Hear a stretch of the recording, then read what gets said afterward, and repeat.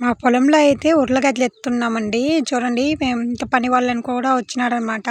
So, నేనైతే చిన్నప్పటి నుండి పని చేసేది కాదు. కానీ ఈరోజు స్కూల్ వాళ్ళు అయితే తక్కువ మంది వచ్చారండి. అందుకనేసి మా అమ్మకి హెల్ప్ చేద్దామనేసి నేనైతే ఉర్లగడ్డలు అయితే ఏరుతున్నాను. ఏరేసి చూడండి ఇలా అయితే ఉర్లగడ్డలు వచ్చిందనమాట. సో, ఇక్కడ చూడండి ఇక్కడ ఉర్లగడ్డలు వస్తుంటే ఒక తాత వచ్చేసి ఎడ్ల బండుల్లో ఇట్లా ఎడ్ల బండి ఉంటుంది కదా, ఎడ్లలో వచ్చేసి ఇలా అయితే మడక పెట్టినాడనమాట. మా సైడ్ అయితే మడక అంటామండి. సో, మా రాయలసీమలో చూడండి ఉర్లగడ్డలు అయితే ఇలా ఇంత పండించినామన్నమాట. మా నాన్న అయితే చూడండి ఎంతో కష్టపడి రైతు అనమాట. మా నాన్న చిన్నప్పటి నుండి నేను చిన్నప్పటి నుండి మా నాన్న మాకు అయితే పని చెప్పేవారు కాదు. కానీ హెల్ప్ చేద్దామని చూడండి నేనైతే ఉర్లగడ్డలు మోస్తున్నాను. నేను మా నాన్న అయితే చూడండి అసలు అయితే ఎండ అయితే చాలా భయంకరంగా ఉంది. చూడండి అయితే అసలు అయితే మనసులో కనబడడం లేదు. అసలు ఒక చోటుకైతే ఉర్లగడ్డలు తీసుకుపోయి వేస్తున్నాము. లైక్ చేయొచ్చు కదండి.